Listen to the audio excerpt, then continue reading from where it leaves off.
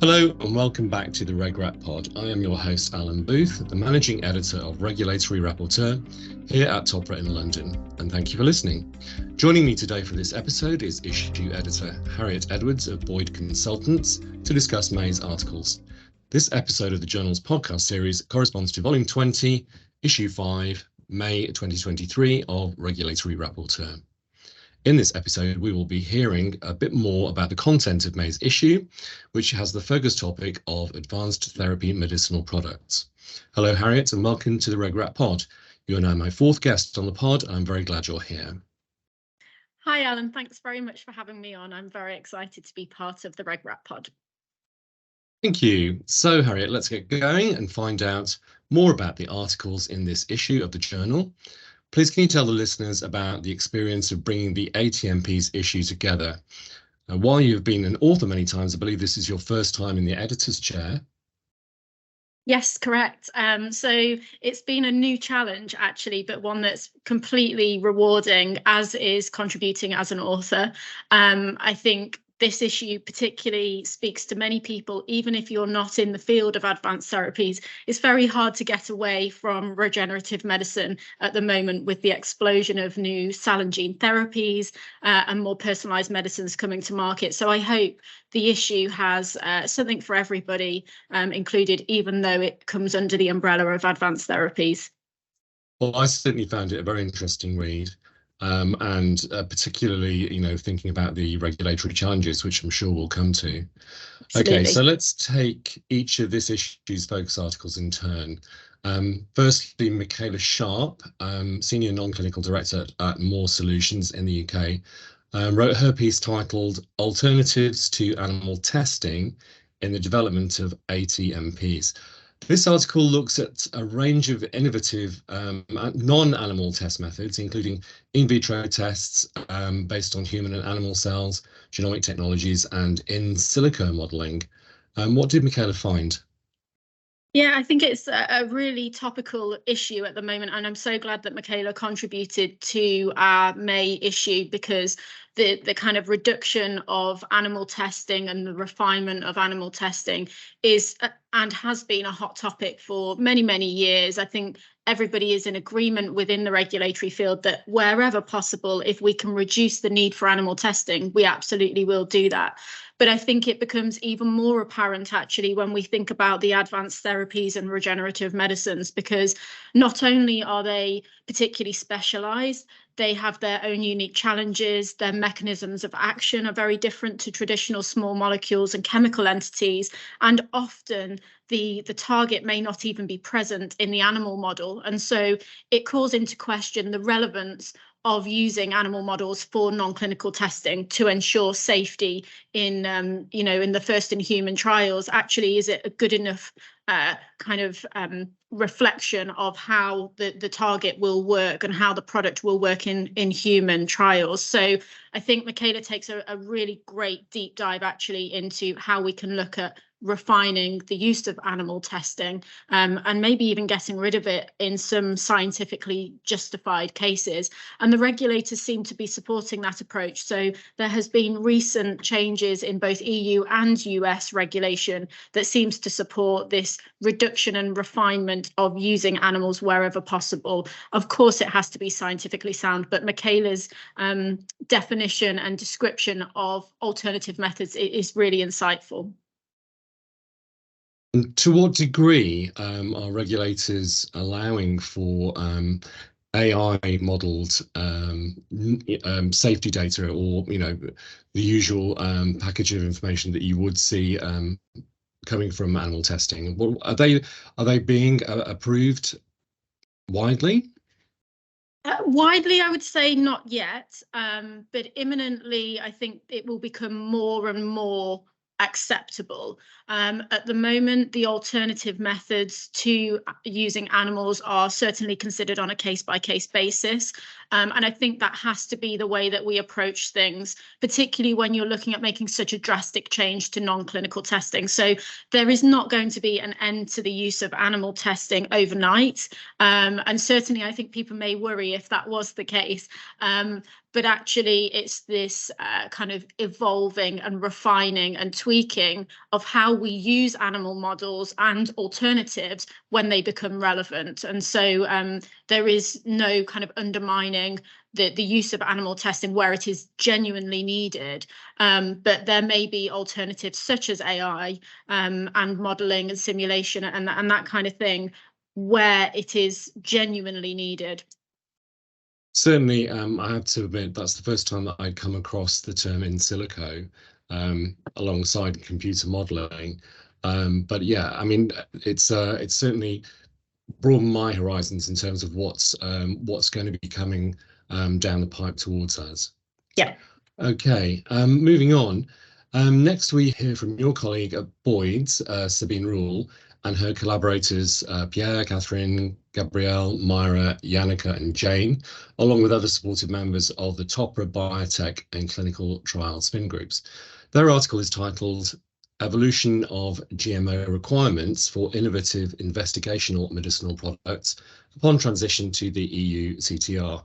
Now, genetically modified organisms are outside of the scope of the EU CTR and have the potential for adverse environmental impacts, as well as often receiving negatively bad press. What does the science and the regulation tell us? Yeah, so I think this issue from Sabine and her colleagues in the Biotech Spin Group is a really practical and insightful article. So I would highly recommend anybody that is involved in GMO development or you have a potential application on the horizon. This is a really handy tool to be able to refer to know what the differences are between EU member states, the things to look out for, including within your application. It's just a very practical article that I think will be useful as a reference for anybody within the GMO space. Particularly of note is that obviously we see lots of challenges and issues and benefits coming from the EU CTR. And unfortunately for everybody with a GMO, there are things that sit outside of the EU CTR that need to be addressed, and that is the GMO application. Unfortunately now, we have to go through separate frameworks, all of them national, and that is not unusual and that hasn't changed. But what has changed is where we have this harmonised approach to clinical trial regulation now within the EU. People developing GMOs still have to adhere to this national level application, and that differs so hugely, so vastly across different EU member states, and that varies because of all sorts of reasons. There may be differing regulatory frameworks. The regulators at national level may look at GMOs in a different way. So some may look at them as needing to be regulated under controlled use, others may not. There are just a huge variety, and I think Sabine and team look into this issue in real great depth to highlight the challenges of particularly multinational development of GMOs and how that may be harmonised, or the pitfalls to avoid when you are trying to harmonise a GMO application across the EU. So it's highly insightful, and I definitely recommend reading this if you are looking at GMO regulation right now.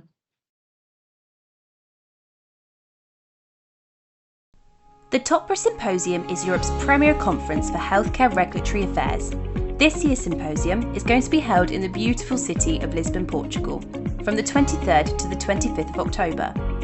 The symposium's programme will cover a wide range of topics under its usual framework of human and veterinary medicines, medical devices and IVDs. We will also be holding a support day specifically for small to medium enterprises. It promises to be another fantastic event, and we can't wait to see you all in Lisbon. Please go over to www.topra.org/symposium to book and for further information. Welcome back. Let's continue our discussion. Okay, so how are national bodies looking at GMOs? If we consider how they were applied in the rules were applied in agriculture, it was very much about containment and making sure that any of the modified crops were not allowed to disperse into the wild. But that's not the case with medications that are under clinical trial. Yeah, so actually, it's a really good point to raise there, Alan, because the GMO regulations in each individual national EU country do not differentiate between whether or not you have a pharmaceutical product or an agricultural product or anything else. So the application form, much of it actually becomes irrelevant to pharmaceuticals or not necessarily best placed to pharmaceutical usage. And so that's also another challenge within these national frameworks and regulatory applications that need to be considered. But I think you're right in saying that much of the GMO product that is used for clinical trials is going into humans in a controlled setting. So within the clinic, there's less of a concern around environmental dissemination of that product into waterways and fields and animals and all of that kind of thing. However, it does still need to be considered. And there are situations where you may have a GMO product that is released as an aerosol, for example, or nebulized formulation that still does need to be considered, just to a less of an extent. And of course, we need to remember that if we are putting these GMO products into human subjects, you would hope there is enough safety data available to support that. And as such, if it's safe to go into humans, the chances are it's relatively safe to go into the environment as well. Okay, thanks. And I guess also considering the regulatory framework prior to the EU CTR, where individual companies were having to make applications to each of the member states, doesn't really have any sort of institutional knowledge to apply, because there's going to be lots of people who have been working in the industry who have that knowledge for regular medications. And when it comes to GMOs, that's not going to apply, is it? Because it's really quite a rare and niche subject area. Absolutely. And the GMO space is, as you say, absolutely a niche area, and really only focusing on, again, the more advanced therapies right now and viral vectors and that kind of thing. So even within a subset of the advanced therapies, does the GMO application requirement apply?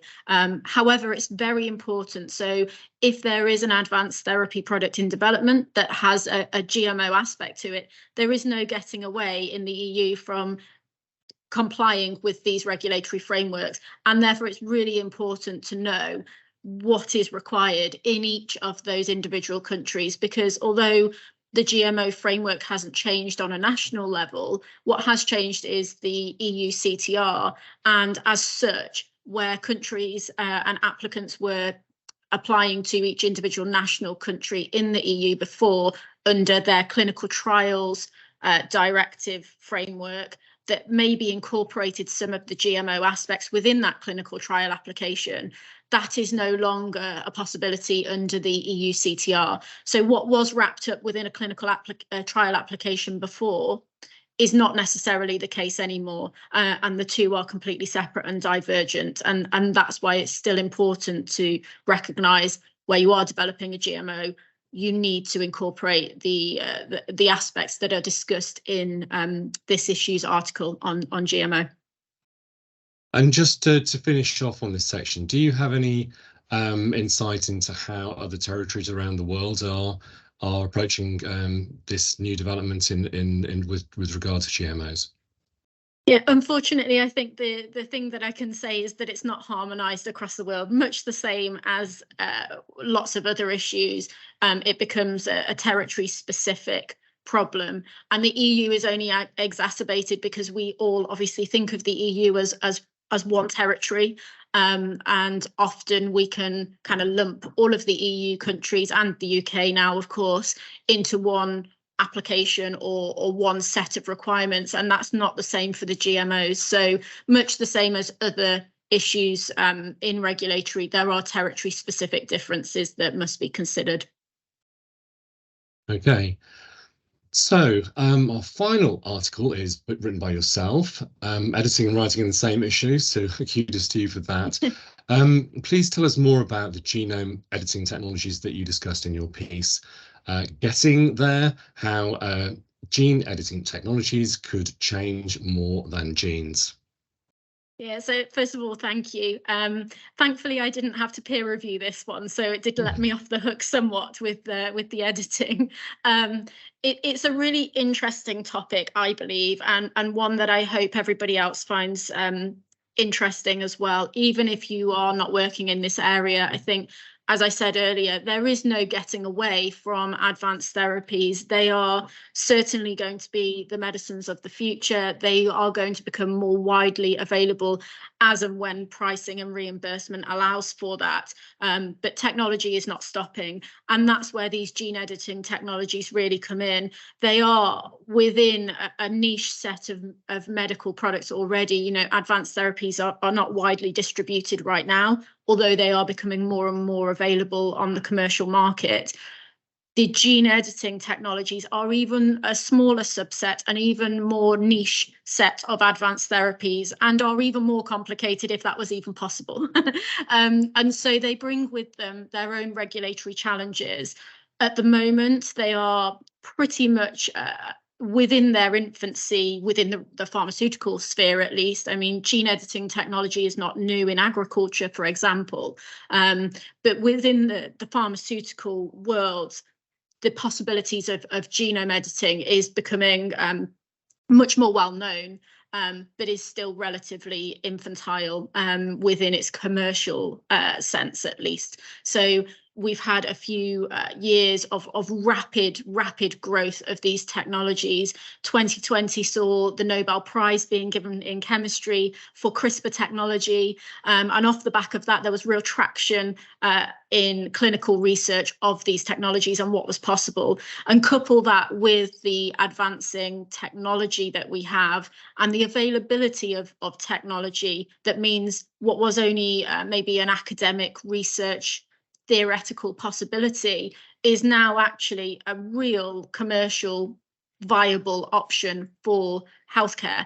And these genome editing technologies really do offer curative medicine for genetic diseases that are not currently curable or even maybe treatable from a symptomatic perspective. So I think it's something that we will see more and more as time progresses. And I very much look forward to maybe doing a review in a few years' time of where we are with gene editing, because I think where we are today is certainly not where we will be in a few years' time. It's rapidly evolving, and the regulatory framework is not quite there to support it. And that's what this article really focuses on. So where do we currently stand within the gene editing space, and where technologies are right now, clinical development, and how they're evolving into commercial possibilities, but also where does the regulatory framework support that?